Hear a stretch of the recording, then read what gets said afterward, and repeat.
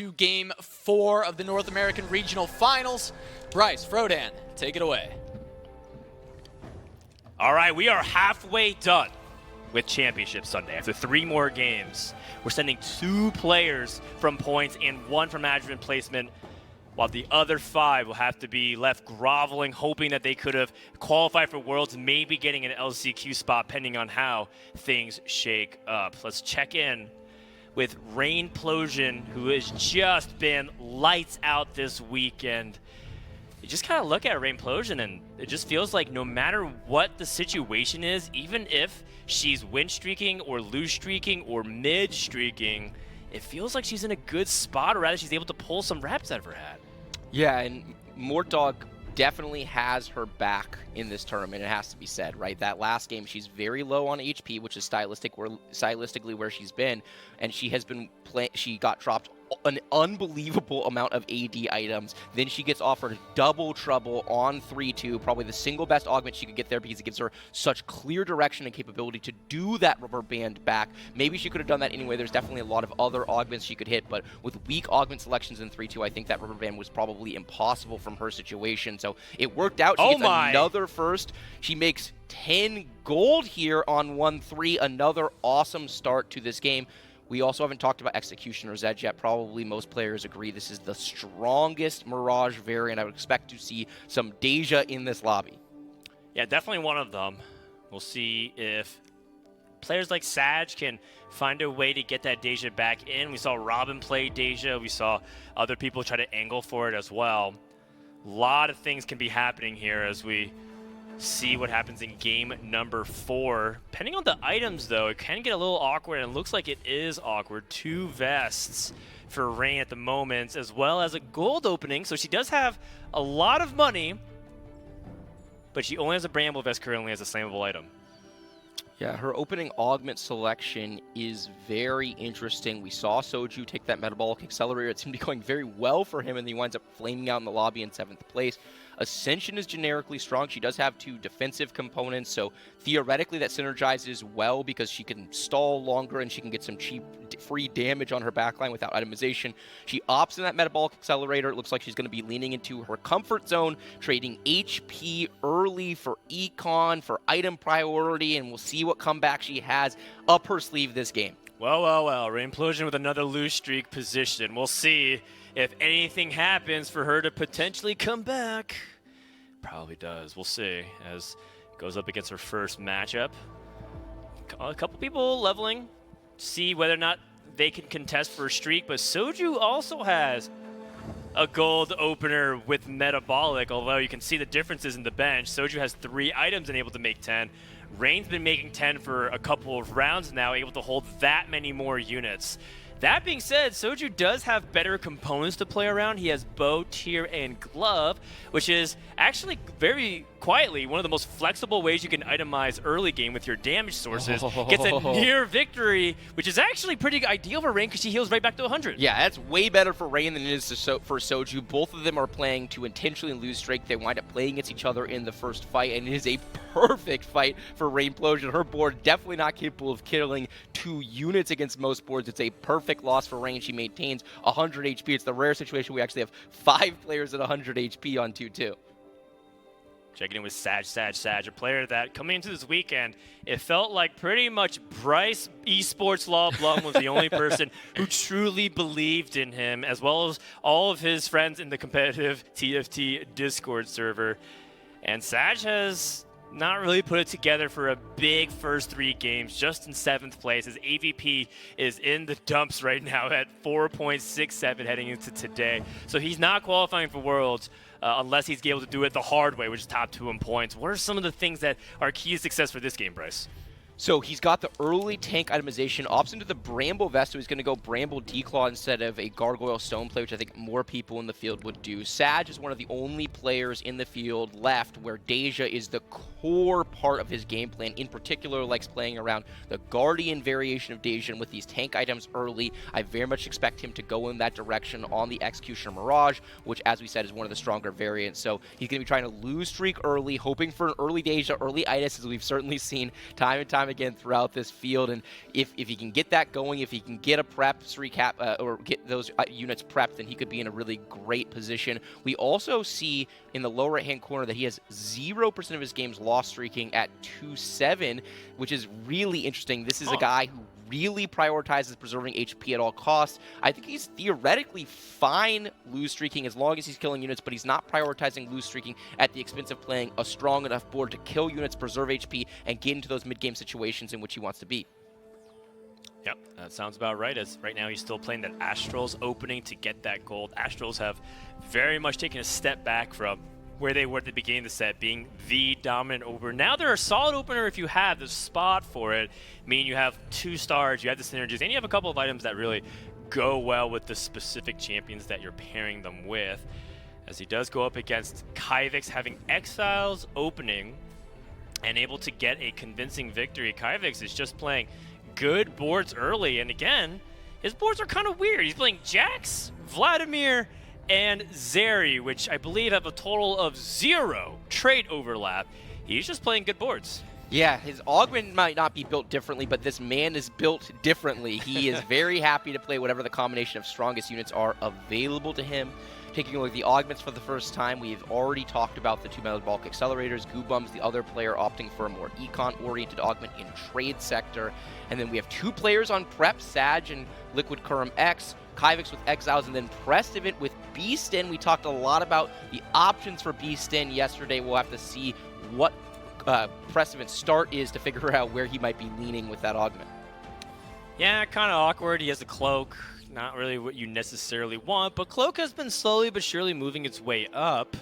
As we do see, Robin has an early Zaya, but with that Zeke slam and his setup with Lagoon, makes me feel like he wants to lean towards that Seraphine composition. So I don't anticipate that Zaya being picked up here. It's just too expensive. But just to tie in that previous point, Preston has Beastin, which is actually quite open-ended. One of my favorite augments to play. I love the change from set 7 to 7.5, where we have now just 1 shapeshifter required. You can pretty much do anything. What doesn't want attack speed, Bryce? Yeah, what doesn't want attack speed? What can't fit a unit like Jace or Shyvana on the board? You can get Gnar in the action on Soyfin, so there's a lot of different options. We see a Runaan's Hurricane slammed in the lower right hand for Preston with that Beastin, so he's got Jade opening. He can definitely lean into Soyfin. He can still play Zaya from there. We'll have to see what he winds up hitting, because Prestovit does not play super wide in relation to the field, but he's definitely willing to play any of the outs we've talked about so far. He has been leaning more towards Zaya, as we do see Prestovit is continuing the streak and 2-5. We might see a Robin versus Prestovit showdown at the end of Stage 2. 2 of the best Stage 2 players this tournament. Only fitting if they're able to face off.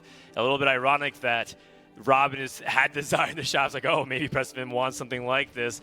We'll see if either of them go to level 6. We have seen some players be very be desperate to be able to keep that win streak going, recognize that they probably can't win head-to-head, or they want better chances than 50-50.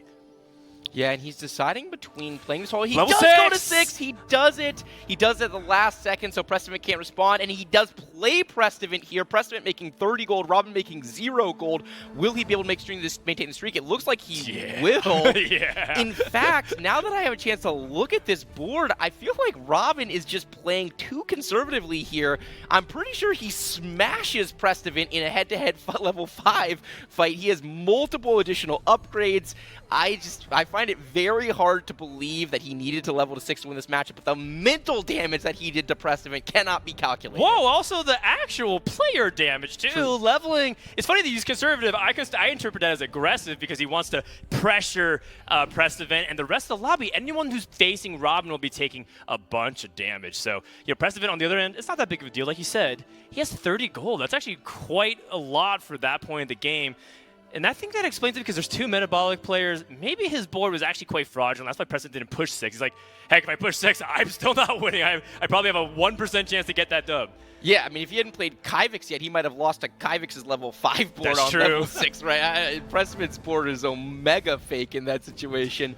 Hopping on board with K3 Soju, who after winning that first fight, against Rainplosion, has lost all 4 fights as was intended.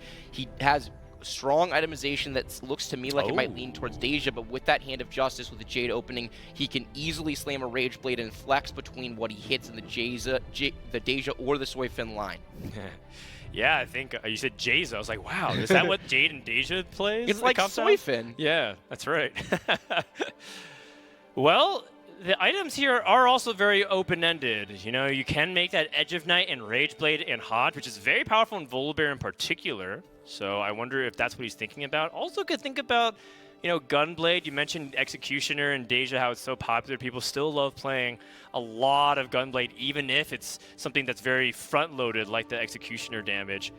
Looks like we are going to go to the Volibear Edge of Night carry, as we talked about. This is such a devastating setup.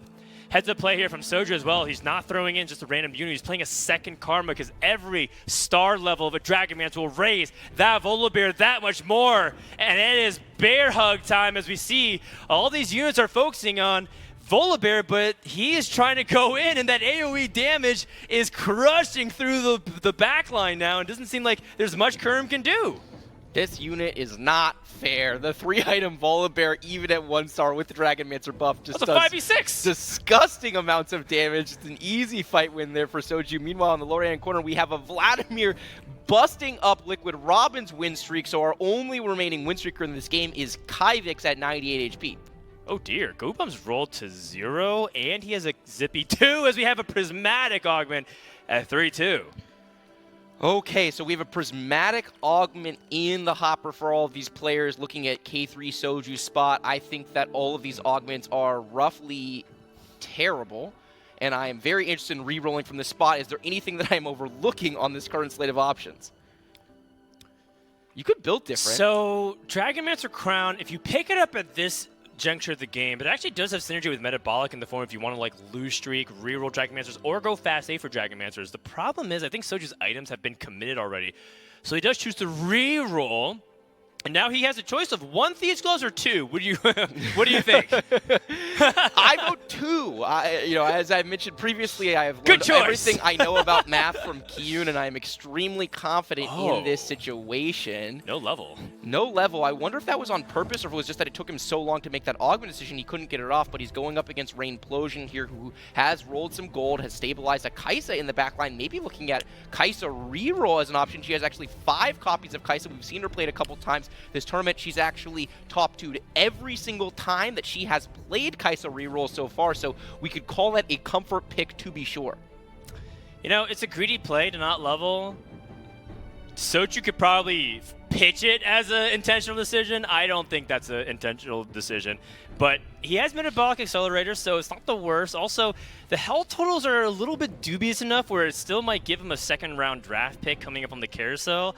So I think it's okay. Not a disaster for Soju, but he can't make many more plays like that. Yeah, I agree with that situation. So Kyvix has a Guardian Emblem slammed at 3-1. Kyvix has been playing Guardians as core to his strategy. I keep waiting for other people to realize that, quite frankly, because I'm pretty sure Guardians are absolutely broken. And if you want to know why Kyvix is doing so well, a big part of it is how strongly he leans into Guardians each and every game. We're seeing a lot more of it played generically at, for example, the EMEA Regional Championships than we have been so far in the North American Regional Championships. We've got Kerm going up against Goobums, who's on a win streak with that very early Zippy 2 off of Trade Sector. And so we've got that Zippy into the back line with that Bloodthirster trying to stay alive, but it's taking a meaningful amount of damage. It's dashed onto the Kai'Sa. Is there going to be enough damage left over? It seems like the answer should be easy fight win for Goobums. He's got that dual threat combination in the Zippy, plus he's got the Varus 2 in the back line, plus CB3. So as many times as I thought this Zippy was going to die, the Bloodthirster plus the shield plus the CB3, not so much. Yeah, and remember, the shield from the Bloodthirster healing is much higher effective HP because of the resistances gained through having Zippy on the board through the guild trait. So we take a look, a moment of reprieve here in Stage 3 Carousel. We have another person taking Band of Thieves 2. It's Prestivan and Soju. It makes sense that they stick together. Sag with a Mystic Crown. Raimplosion with Earth's Grab Bag 2. I wonder what's cooking up over there.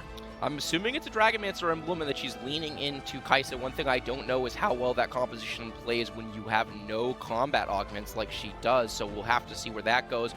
Robin, we talked about that early Zeke Slam, leaning towards Seraphine, getting one of the strongest augments he could get from that spot, the Preparation 3.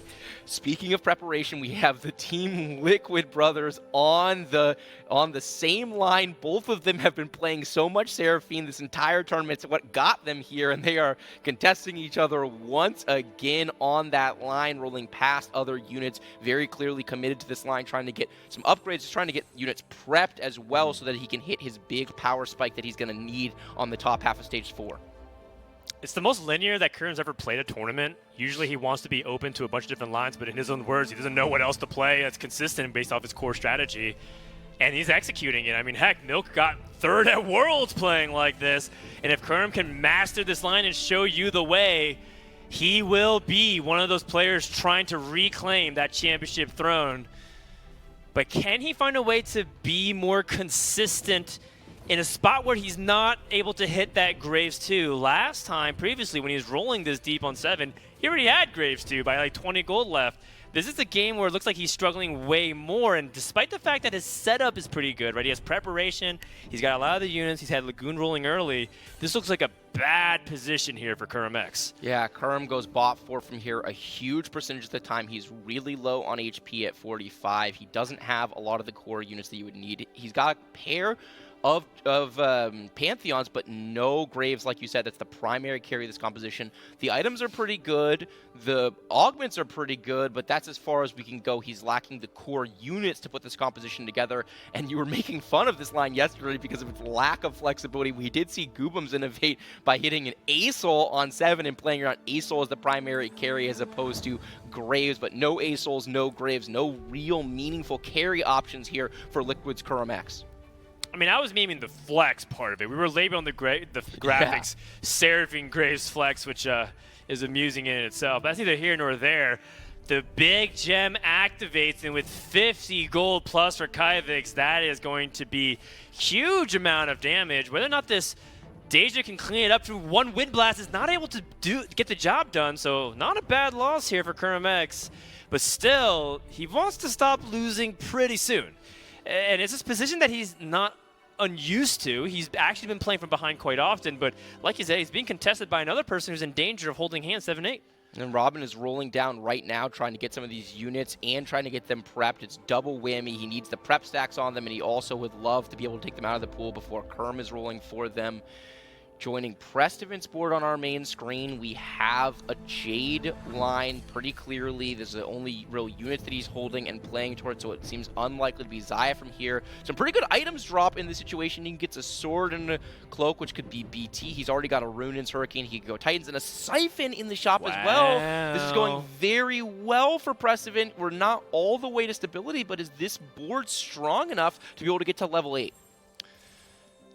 Yes, it is strong enough to get to level 8, but it's not strong enough to win the next 3 fights guaranteed. It's going to be a lot more like maybe he loses 2, wins 1. I think what will really shape things, pun intended, is his 4-2 augment. Can he find a way to capitalize off his current setup? Nice position to get everything except Shio Yu is not getting the beast end value, which is a big deal.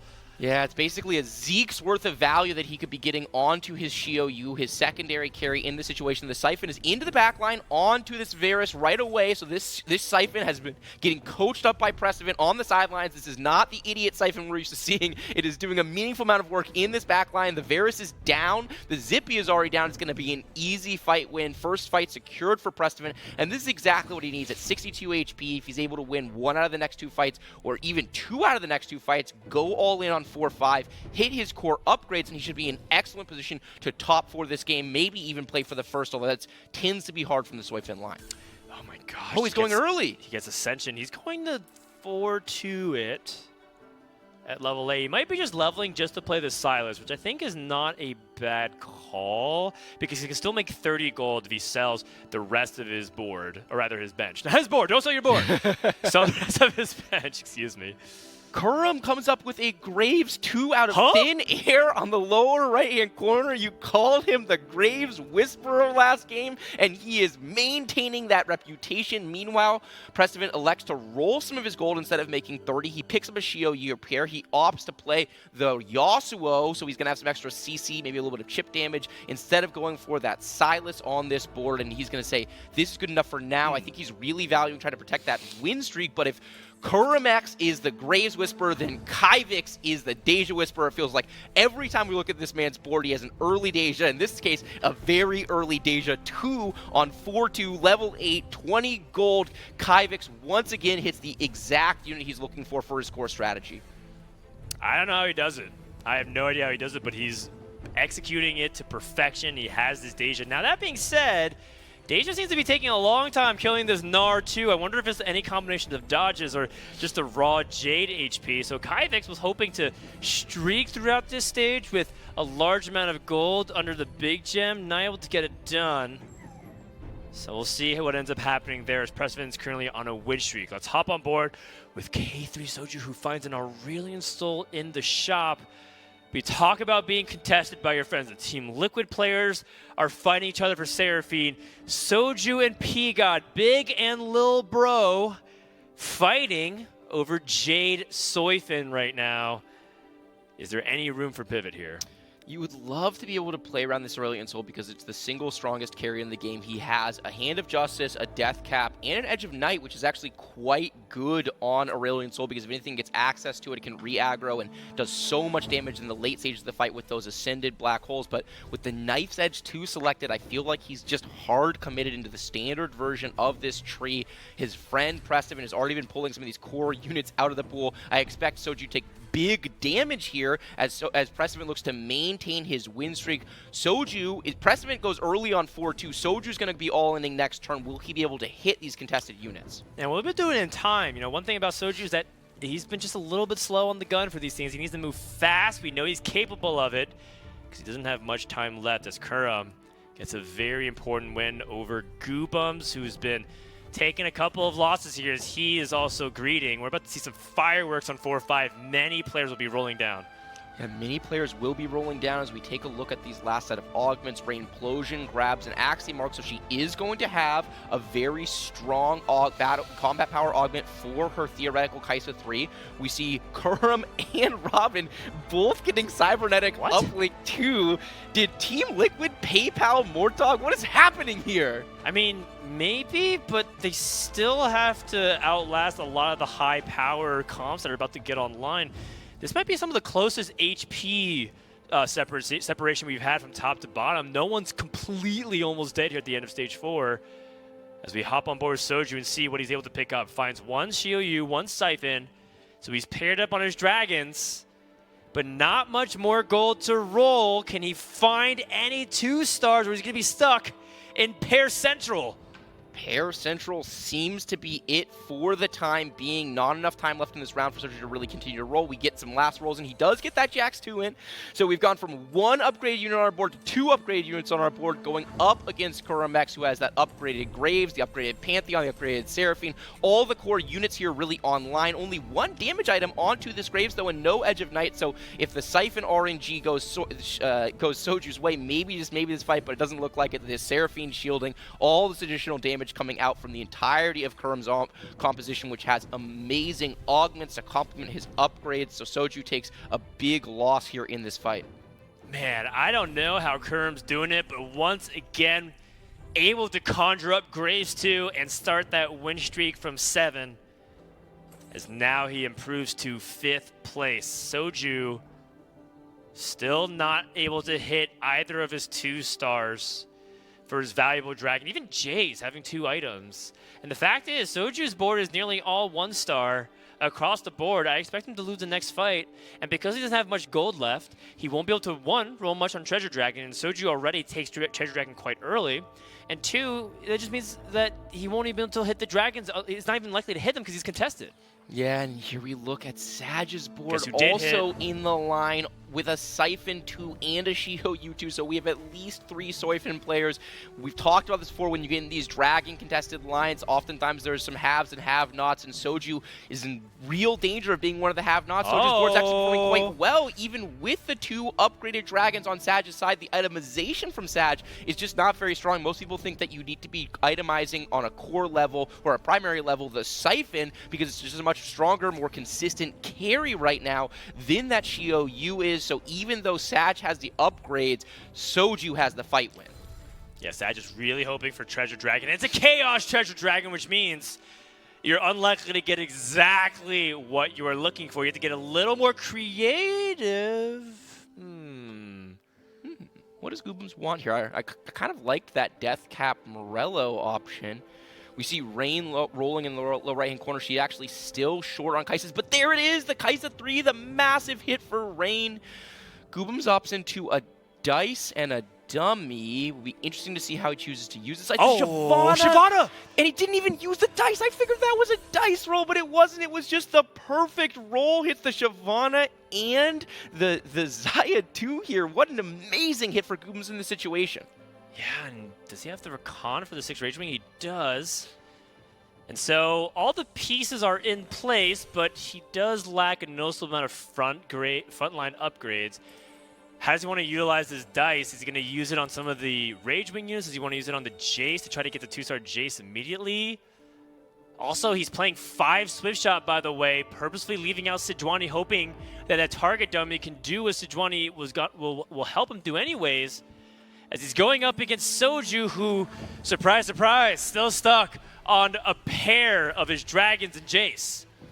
Not where Soju wants to be in this game. Hard stuck on the 1-star version of both of his carries, going up against Goobums with the 5 Swift Shot, the upgraded Xayah. Xayah used to need Rage Blade, but as we've moved further into the set, there are some other alternatives, and one of those alternatives, if you can get all the way vertical in the Swift Shot, you get so much attack speed from that you don't really need the Rage Blade, so you can opt into this core damage-oriented build that Goobums is going to be able to get away with in this game. Hopping over and watching Kivix do some damage to Kurum. We have Kurum down at the bottom of 15 HP alongside Robin with 3 HP. They're playing this line that's theoretically strong with these augments that are theoretically good. It feels like they're hitting. What's going on for our Team Liquid Seraphine players? I mean, they're kind of hitting, but other people were powering up for that 5-1, and everyone benefits so much from Treasure Dragon, much more than what Robin and Kurum were able to get out of it, and as a result, both of them are 7 and 8, but other people are getting stronger too.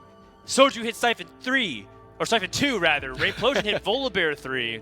So a couple of really big upgrades coming in for their potential matchmaking pool. Precedent with that Zephyr onto the Jace has the very strong iteration with great itemization on both the Shiho U and the Soifin, so it's a really dual threat composition. We saw Goobums take care of quick work against Soju, but Precedent is Soju's father in this lobby, the much stronger iteration of the Soifin board. Siphon is dashing away from the core threat. Is it going to get cast? It does, but it does not cast on Xayah. It's Xayah versus the world. The feathers are flying. Goobums is winning. He is staying alive in this game, protecting his 2 streak. Xayah takes care of business against that Jade statue, and Precedent takes a fight loss down to 55. Kivix, our only win streaker, up at 66. I mean, that was everything diff, but that CB3 coming up huge, barely keeping Xayah alive. And that 5 Swift Shot really offsets that need for that Rage Blade. Great spot there from Goobums to pull himself in contention for that top 4 as we check out Soju's board once more, who has successfully hit his 2-star dragons, and that's not bad Thieves Gloves items. So we'll see if Soju can do this. He is crowding a little bit, so for example, his Pantheon and his Gnar switch plays at the last second just to juke his opponent. Hopefully gets the correct Zephyr. It's going to go onto the Lee Sin, and Low so impact. We'll see whether or not he can get through this Kai'Sa 3, but previously when we saw this Kai'Sa 3 was able to destroy Oh my god, the the Lee Sin boards. kicked the Siphon directly into this Kai'Sa. Siphon's getting 2 dashes, 2 Oh. bites onto the Kai'Sa. It's not going to be enough, but it was a lot closer than it theoretically could have been. Liquid Robin is out at in 8th place in the situation, and we are so jam-packed at the bottom of this lobby in terms of HP. Kivix might be running away with it again, but everyone else is trying to fight for this top 4. Rainplosion, Goobums.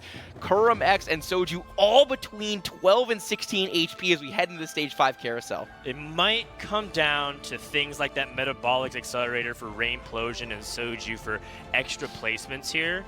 Not to mention if players like Soju, Prestivan, and Satch hit Soraka. There's a lot that will be decided just by a couple of hit points. Pay attention to that as we enter the final phase of this game. Yeah, and as we look, Kyvix grabs this Gargoyle Stone Plate. Kyvix with that very early version of the Deja 2. I have not gotten to see his goal, but I can assume he's going 9 yet again, so will he get the opportunity to redeem himself for some of the fumbling that happened at level 9 in the last game? Meanwhile, we join Kurum X with the pretty good version of this board. It's not terrifying, no Edge of Night on the Graves, which feels like such a pivotal item, but he does have 1 Zeeks, not 2 or 3 as we've seen in other situations, but could be a lot worse for Kurum. Opted to go with the Radiant Shroud. Is he going to be able to land that Shroud? That's big investment from him from the Treasure Dragon stage of this game. Oh, excuse me, for the Radiant. He has Radiant Shroud, and he didn't hit a bunch of the units. The complete reposition from Goobums to avoid that down the middle. We'll see if this pays off. Seraphine and Shyvana should theoretically have a pretty good chance in this matchup, but it's whether or not Shyvana can survive long enough. Graves getting focused, no Edge of Night. The pullback from the Feathers Fly. Zyra not able to save long enough, but there's no more units to defend this Zaya. And Zaya does go down. Goobums barely living. Barely living, and we're watching on the lower right-hand corner of our screen. It looked like Soju getting a fight win. Goobum's down at 2 HP. Sag drops all the way down to 11. We've seen this story before. Sag, so much HP, felt like he might be cruising to a top 4, but is bottoming out in this game. And look how tight the HP is at the bottom of this lobby. Kyvix seems to be running away with it, but everyone from Rainplosion down is just fighting for maximum placements in this pivotal game number 4. It's so close. Can Goobums find a way to continue to stabilize these 5 Swift shots? It's a lot of offense, not much defense whatsoever. A repositioned backline, the Swift shot units, hoping that he can get the advantage over Soju. This could be a fight for who goes 7th. Goobums needs to get the win here, otherwise it is done and dusted. The Siphon is on the wrong side, though, charging the non-Zaya unit. And on the flip side, if Soju loses very heavily, he could be eliminated as well, but a lot of units are getting cleaned up. Siphon is charging towards the Shyvana. That counts as 2 units. He didn't use his Rampage Bite. Soju is barely alive. Sag has lost. Sag is dead. Dead yet again. Kurum also out in 6th place. That was a positioning difference. Goobums thoroughly outclasses Soju in that 1v1 situation. He has the Hecarim perfectly positioned for multiple big stuns across the team. He gets maximum space on that situation with his Zaya on the opposite corner. The Siphon was never a threat to the Zaya. The Zaya was getting tons of extra attack speed from the distance and that 5 Swift shot. It was a really nice positioning battle from Goobums to stay alive in this game.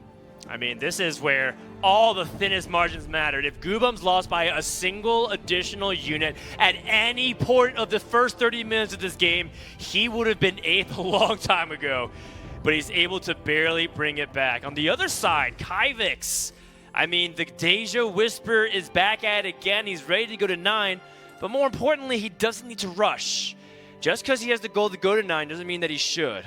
He has that big gem. It stacks up to 80. It gives him a big ascension of how much damage he's able to generate. And somehow, not only does he keep accumulating Dejas and Idases, he somehow keeps getting Guardian Emblems. Yeah, Guardian Emblems. He had a dice over there. It's an embarrassment of riches for Kyvix. This is his game to lose if he can play the level 9 correctly. Meanwhile, we take a look at Goobums fighting for his turn in life against Rainplosion's Ghost. The fact that it's a Ghost could be very good. Is he going to be able to deal with this Kai'Sa 3? The Hecarim positioning is not nearly as good. The Shyvana is into the back line trying to deal with this Kai'Sa, but Kai'Sa is immediately evaporating, and there's just too much threat on Rainplosion's board with the 3 stars all left alive, doing big damage to Goobums, and he is out in what is likely 5th place unless Soju is somehow losing by a lot more units. It seems like Soju's going to eke out a top 4 despite missing on the Siphon and the Xiaoyu for a meaningful period of time. Big win for Soju, top 4, putting himself in prime position. Remember, Soju is in 3rd place in points right now, just on the outside looking in, so every point that he can get is extremely valuable, considering that Prestivan, a player that's still ahead of him in 2nd, is also still alive in this game. As we take a look at Kyvix, who is next on the deck? It is Soju, and he hasn't gone to level 9 just yet. So if there's a time for Soju to play against Kyvix, now would be the case. But will he still be able to get the victory? Yeah, will he get the victory? He actually had both Precedent and Soju in his pool, and he winds up facing Precedent in this situation that Zephyr does just barely miss onto the Siphon, so the Siphon is going to be able to stay alive, but there's just so much tankiness on this 6 Guardian vertical board. This Deja is going to be slowly but surely scaling up its damage with both the Rage Blade and the Archangel Staff. This Deja just gets scarier and scarier as this fight goes on, but the Siphon board is slowly but surely chewing its way through that front line. The Whisper is doing a lot of work against this very tanky board. Deja versus the World. Deja loses. Great fight win for Precedent. Soju out in 4th place. Kaisa top 3 again. Rainplosion has eliminated Soju in 4th place, putting her in that likely position to be able to keep her lead from average placement over Kyvix. Kyvix, Rainplosion, and up until this point it has been Goobones, but then there were 2 fighting for best AVP of the weekend. Best AVP feels like a runaway at this point. The only way anyone else is going to win it, unless things go disastrously in games 5 or 6, is if Kyvix and Rainplosion both score top of points, and then, like you said, we might be in for a wild finish in that spot. We see Kyvix going up against Rainplosion, this super, super strong version. Doesn't need a bunch of combat augments, just the Axiom Arc on Rainplosion's side with the Vertical Dragonmancer, the 3-star, Volibear pitching in some damage. This Zac is so tanky, and there's just not enough DPS, it seems like, on this board from Kyvix. It's just 2 offensive items on this Deja, and this Zac is so tanky. It's dealing with Deja for a lot longer. Here comes the damage, but the Wind Blast goes through and actually gets onto the 2 primary units. 1 final cast coming out from the Kaisa. It's not enough. The Guardian Emblem procs, and Rainplosion takes a loss here. Precedent also lost to a Ghost on the lower right-hand corner of our screen, so Kyvix down to 35 HP, but getting ready to go 9 with a lot of gold. Rainplosion goes for Infinity Edge. She have a remover. I think she wants a little bit extra burst out of that Kaisa. We'll see. I'm not entirely sure. As Kyvix gets a Zeke's Herald, which is really strong for that Deja setup, can continue to make that Deja even more fearsome. As we do have an opportunity here to see whether or not Kyvix can improve his board. Does he even need to? He maybe want to stay at 68 gold and maximize his chances for this big gem value. What is going on over here when Rainplosion land, as we have 8 Dragonmancers, a remover for the Infinity Edge Jewel Gauntlet. Is she going to move up? She also has another remover, by the way, if she wants to put this Giant Slayer onto this Volibear 3. That sounds pretty nice to me. Maybe get rid of that QSS. The Zephyr from Precedent, he's been so clean on these, but that was not a high impact. The Siphon into the back line, onto the Kaisa once again, but it's not putting out the DPS. This Kaisa just does too much work in the back line. The Shioyu is the only damage source left alive for Precedent, but not for long. Precedent gets bodied in this fight, and Rainplosion once again is in the top 2 with Kaisa. Every single time she plays this composition, she finds her way into the top 2. Is anyone going to pay attention and maybe contest this line at some point in this tournament? I just don't think people are prepared enough. This is actually a line that I talked about with multiple players. They said, look, I recognize that Kaisa was oversight on my behalf, but I just don't feel comfortable winging it in the tournament that matters the most this year. And Rainplosion's preparation is paid off once again. 2nd is the lowest that she's placed. It's truly incredible that she is playing this S-tier line. She's playing it so well and so consistently on North America's biggest stage. The last time we took a look at this fight, the Deja was able to get it done, but that was before she had the Infinity Edge on the Kaisa. It was before she had the 8 Dragonmancers online. So she has gotten a lot stronger, whereas Kyvix still has 84 gold to work with in this situation.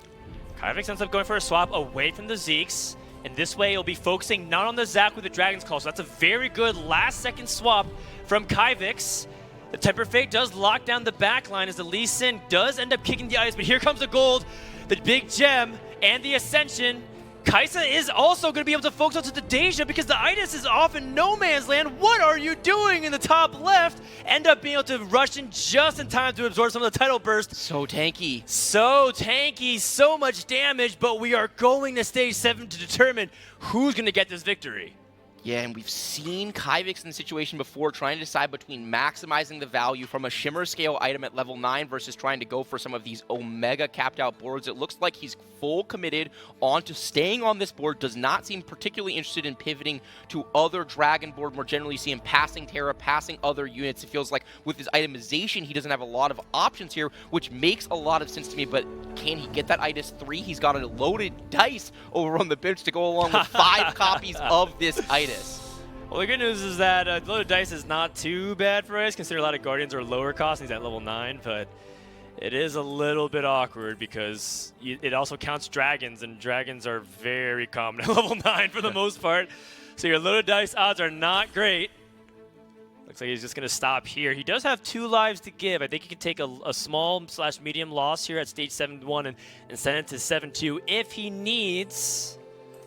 Rain was able to hit a Yasuo too, moving some items around. Actually elects to put all these tanky items onto the Lee Sin, thinks that the disruption in the front line is more valuable than keeping this Lee Sin or Yasuo alive. We'll have to see if that winds up being the correct decision because she's on 1 life in stage 7.